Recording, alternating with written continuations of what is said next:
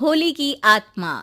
बचपन से शहर में रहने वाला मनोज इस साल होली की छुट्टियों में अपने गांव दुर्गापुर वापस आता है, जहां उसे देख पूरा गांव खुशी से झूम उठता है।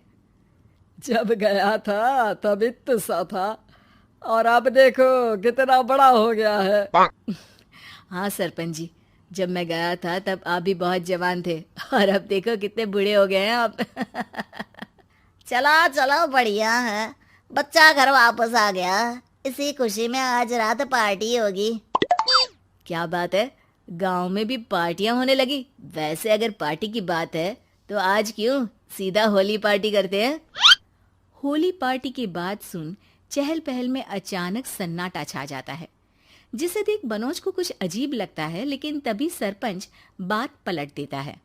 अब बहुत देर हो गई, चलो सब अपने घर चलो, पार्टी के बारे में कल सोचेंगे। मनोज भी मम्मी पापा के साथ घर आ जाता है, पर होली पार्टी और उस पर पूरे गांव की खामोशी वाली बात अभी तक उसके जहन से निकलती नहीं। पापा, होली पार्टी की बात पर सब चुप क्यों हो गए थे? अरे होगी उनकी कोई अपनी बात। मुझे गांव की पंचायत ही थोड़ी पता है। थक गया हूँ, चलो सो जाते हैं, कल बात करते हैं। पापा की बात मानते हुए मनोज भी सोने चला जाता है। आज तो छुपा लिया, लेकिन हफ्ते बाद जब होली का दिन आएगा तब इसे कैसे रोकोगे? अगली सुबह सूरज के साथ ही मनोज भी गांव घूमने निकल जाता है, जिस पर रास्ते में उसे अपनी ही उम्र के कुछ लड़के भी मिलते हैं, जिनसे दोस्ती कर अब वो उनके साथ घूमने लगता है। इसी तरह कुछ दिन बीत जाते हैं और होली नजदीक आने लगती है। दोस्तों, होली में 4 दिन ही बचे हैं, पर गांव में उसकी कोई तैयारियां क्यों नहीं दिख रही? क्योंकि यहाँ होली नहीं मनाई जाती। अरे पर ऐसा क्यों? वो राजा भूषण। अरे तुम 4 दिन के लिए आए हो, क्या इतना सोच रहे हो? चलो कुछ खाने चलते हैं। इसी के साथ एक बार फिर होली की बात को टलते हुए देख मनोज को शक होने लगता है। वो घर पहुंचते ही इंटरनेट पर अपने गांव और राजा भूषण के बारे में जानकारी निकालने लगता है। क्या? मुझे आज तक ये नहीं पता था। ऐसा कैसे? किसी ने मुझे कुछ बताया क्यों नहीं? सारी जानकारी लेने के बाद मनोज गांव वालों या अपने मम्मी पापा से कुछ पूछे बिना खुद ही उसकी सच्चाई के बारे में छानबीन करने लगता है, जिसके चलते वो राजा भूषण की हवेली में पहुंचता है। वाह, क्या हवेली है यार। पर क्या यहाँ सच में कोई भूत है?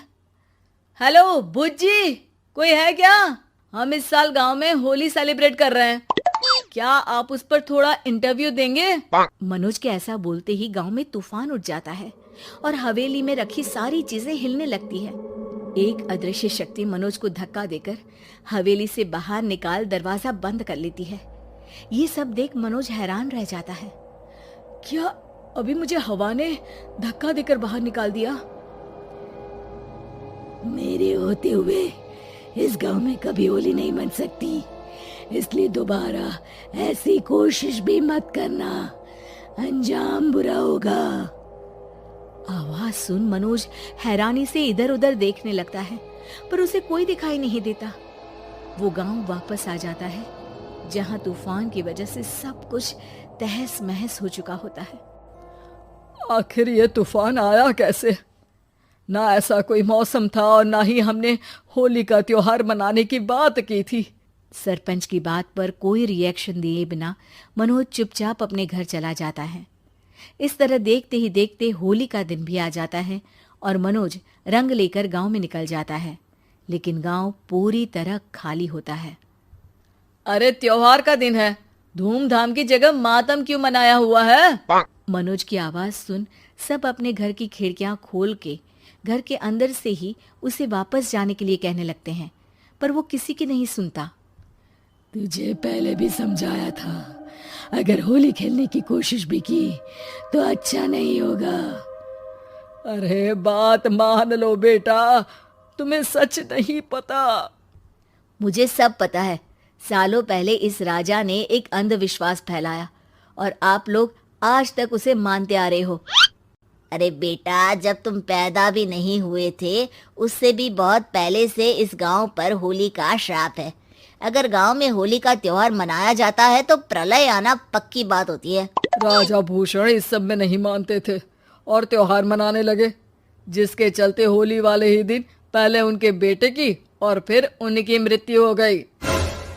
तभी से गांव की रक्षा के लिए उनकी आत्मा उस हवेली में रह रही है। सबकी बातें सुन मनोज उलझन में पड़ जाता है। सोचना भी मत मनोज, अगर तुमने इस परंपरा को तोड़ने की कोशिश भी की तो उसका परिणाम इस गांव और गांव के लोगों के लिए अच्छा नहीं होगा। मुझे भी यकीन नहीं हो रहा कि आप लोग एक बेतुकी बात को मानकर सालों से रंगों के त्योहार को मातम की तरह मनाते आ रहे हो। मनोज किसी की कोई बात ना मानते हुए पूरे गांव में रंग बिखेर देता है, जिसके तुरंत बाद वहां तूफान के साथ बिजलियां गरजने लगती है। अचानक मौसम में ऐसा बदलाव देख जहां मनोज कंफ्यूजन में आ जाता है, वहीं गांव वाले डर से सहम जाते हैं।